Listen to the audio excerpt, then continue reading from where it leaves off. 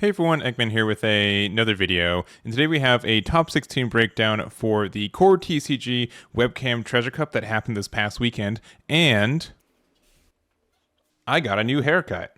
Let me know in the comments which one of those two you're more excited about. But to dive deeper into this tournament, first I do want to thank CoreTCG for running this event, as well as letting myself, as well as Diego or OrangeSamurai, letting us do the commentary for it. It was a lot of fun. The VOD is currently on my Twitch, which will be linked in the description, as well as on this page, as well as it will be re-uploaded to my YouTube in the next week or so. So if you guys want to watch it here, you guys will be able to do that too. So really fun, really appreciate the opportunity, and it does mean I get a little bit more information on a couple of these players, which is kind of cool.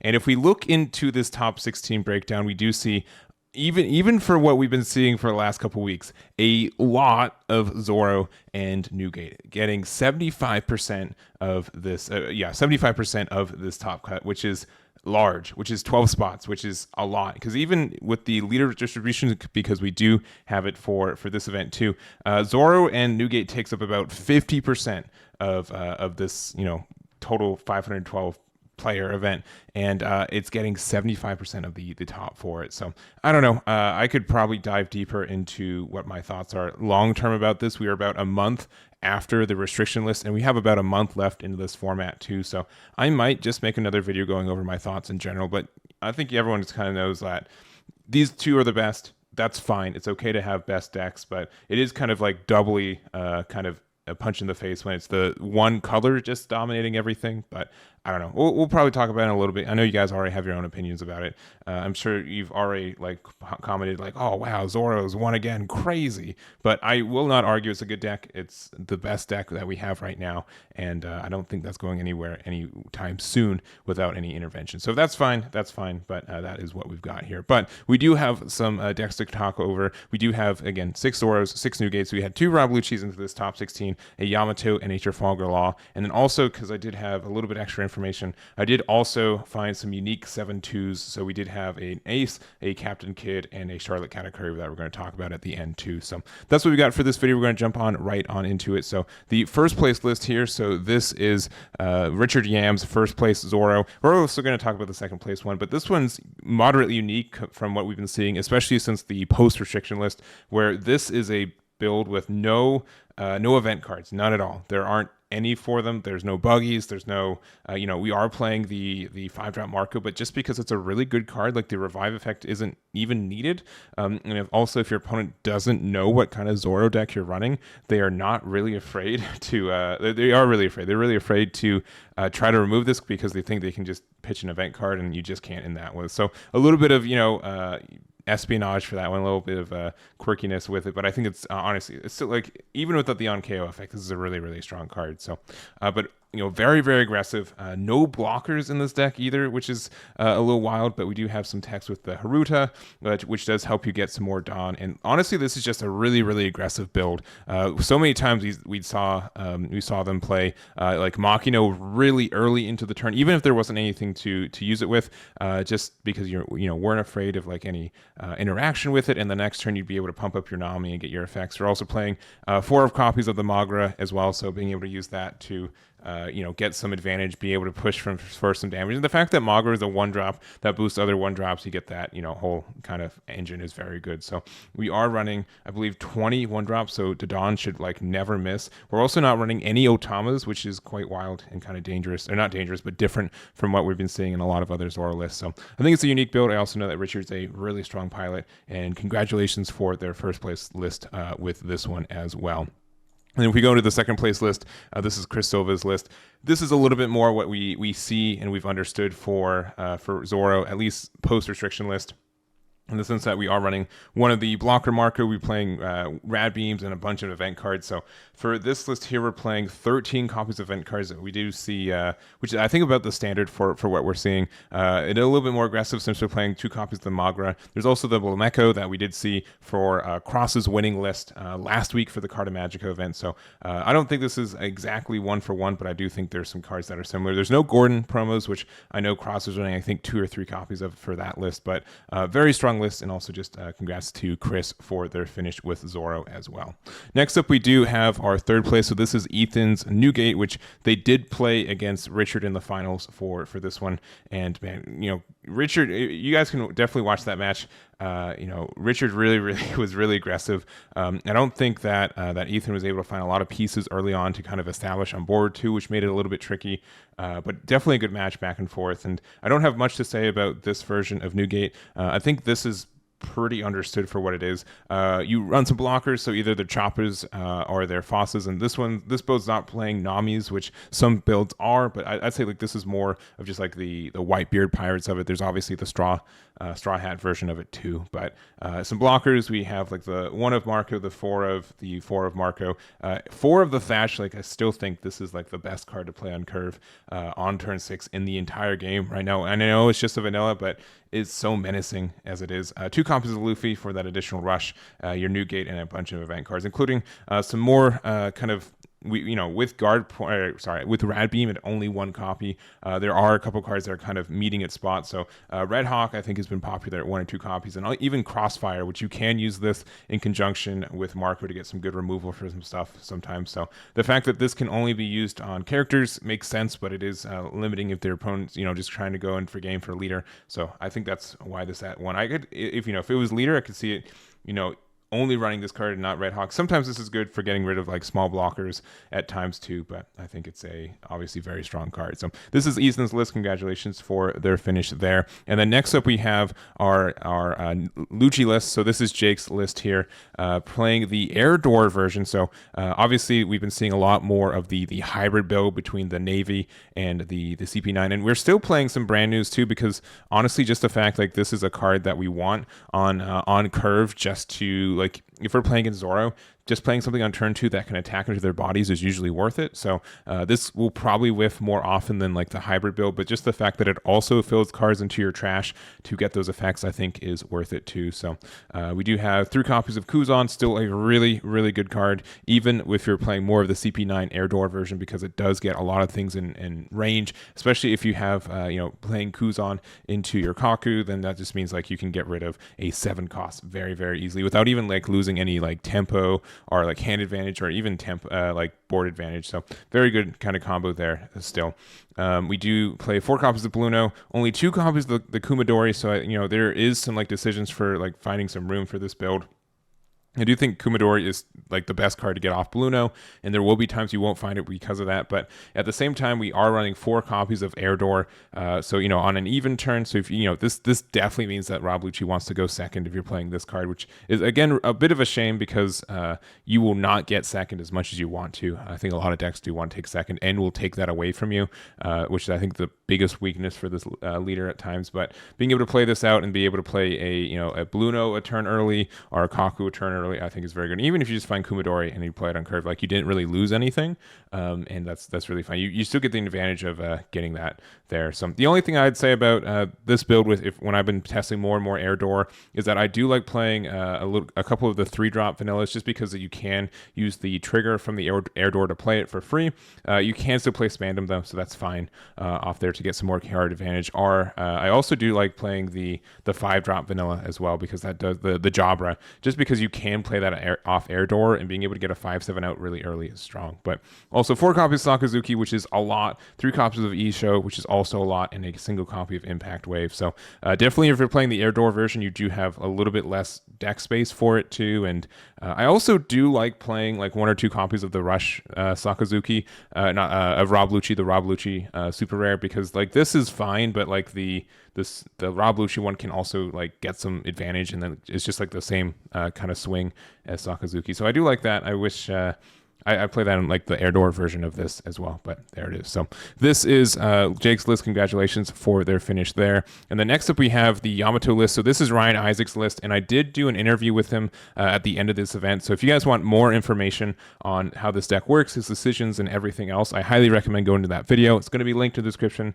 and I do again appreciate Ryan for letting me do that interview with him. The short answer for this one is that he's a bit of a mad lad, running 8 of these event cards in a 9th one with the Savanchi. So like this is a really heavy event card, but kind of as he said, like you are able to be a defensive Whitebeard for like half the game in that spot. And so because of that, like the fact that you have guard points is really good. The fact that you have like a super rad beam, even though this costs 2, like a super rad beam is really good. And also the Thunderbolt, which he said that, sometimes this was a dead card in hand and we were not running any like of the Shirahoshis to recycle them, but he also said like just being able to have like discard targets for like the triggers for these cards are really good. The fact that you can use Drusen to discard any card with the trigger, that can mean the Thunderbolt. And he said in general too, like I really don't mind going down to 2 life artificially, so being able to use the Thunderbolt to say get rid of a big threat that I don't care about, don't want to get rid of other ways and go down to 2 life, and then I can just defend up from there a lot of the time. So I think that's strong. You do have to trash the card. I wish it was like if you get to add the card from hand, it'd probably be broken, but that's what it is. So also 4 copies of the Rush Katakuri. He says this card's good, so I'll believe him for the next little bit. We'll see if that's true. So that is the list there. Congratulations again to Ryan for their finish. Next up, we have Norman's 15th place Trafalgar Law, and we did see a couple of Law players on the stream for the event, and it did seem a lot of them, if they were paired up against Red, were just the main target for Fire Fist, and I feel like that's kind of what's keeping Trafalgar Law a little bit less in the meta. When we started, looking at the restriction list, I thought that Law was probably going to be a winner for it, and it was definitely not. I feel like Law got actually worse, even though none of the cards that got hit were really affecting him, but the meta that we went into was worse for it somehow. So I think it's mostly because Newgate just kind of shifted to more aggressive decks, and Zoro was as well, and both decks could run Fire Fist. I think mostly just Zoro's playing it. Some Newgate lists play it like 1 or 2 copies of it, but just the fact that it's harder for you to set up against those decks, and additionally because of that it's harder to defend like how aggressive they can be, especially as a 4 life leader at times. There's just kind of it's rough for the list at times, but I do like some of the ads that we do see in the list here for Norman. So first off, we do see this Brook, which I've been seeing this like off and on, and if I don't have like an answer to this, which I think like half the decks usually don't, this can be quite the menace. Just the fact that you're able to, this becomes a 7k with 1 Dawn that you can, attack into it. The fact that it's a Straw Hat crew, which means it's findable off Nami. And the fact that honestly it's like a higher end, like 4 drop for the deck, because sometimes it's just like the green is like the higher end for it. So we do have like another copy of the Luffy, of course, but just the fact that this is kind of like what the deck looks like, something that's moderately like good to just, use your shambles, go into Brook and have that kind of sit there for like your next turn, I think is kind of strong for it. So we have that. And obviously it works really well with Nico Robin as well. And then the fact that we also see 3 whole copies of Basil Hawkins, which is quite the menace in its own right. I think that there are a lot of decks that kind of just say, 1 blocker is usually enough, and because of that I can get around it. But just because Basil Hawkins can either be, it can get around 1 blocker, essentially. The fact that if your opponent has like some big cards on the board, you can use it to get rid of them and, stay active. And I think Trafalgar Law is the most obnoxious and the most successful when you're able to kind of end your turn after doing several attacks and have all of your characters active, which means your opponent has to attack into you. And if you have like 2 life, that means they use your giving you cards at the same time. So Basil Hawkins being able to, set itself to active lets you do that more often and helps you there. And also it's just really good removal. But 3 copies is a little absurd for a card with no counter power. But like it's if you think of it like a backup version of your Trafalgar Laws, which you want to play anyways, I definitely do see games where they have all their 1 drops and all their low end, and they don't have anything big to swing into. And the fact that it is also Supernova is good. So I think that's an interesting choice, but it looks like it worked out very well. So congratulations to Norman for their finish there. And so those are all that were technically in the top 16, but we do have these 3 lists that did have 7-2 records that I did want to go over and talk about as well. So first off, we do have Arash's 20th place ace that I think ace being 7-2 for this tournament is really, really strong. The joke was that Newgate and Zoro got hit from the restriction list, which is I think at this point factually not true, but Ace 100% did get hit by it. I think there are a lot of good cards that it was wanting to run. Mostly like Newgate and Radbeam, these cards were really good and were more in archetype for Ace than at least for Zoro, right? But just the fact that you're able to still do, get 7-2 in an event with this leader, I think is really impressive. So a couple cards to talk about in general. I think this is more character cards. I think you have to have like a weird balance between your character cards as well as your event cards, since you do want to play a lot of events because just kind of how your leader ability works, where you can use them for counters either defensively or offensively, which is unique to Ace because just how the game mechanic works. But just being able to do that means that you really want to run all these events, but it's a little bit tricky to establish a board. So obviously you want 4 of your 5-drop marker because it's technically built for this archetype, even though several other leaders may use it better. But I do like 2 copies of the Luffy just because there are some matchups where they can have a block and be sitting behind it. So Luffy getting around that I think is great. And just like he's just okay to play on curve if you need to and get more bodies out there. So you can obviously do something like, turn 1 play your Izo, turn 3 you can play Robin or, establish maybe a striker if you want to. Or just like use some events for some removal like Fire Fist, and then you can play Luffy, and then you can go into Ace and then Newgate. So like there are some like really good curves for that, and I think Luffy being another 5-drop is really helpful.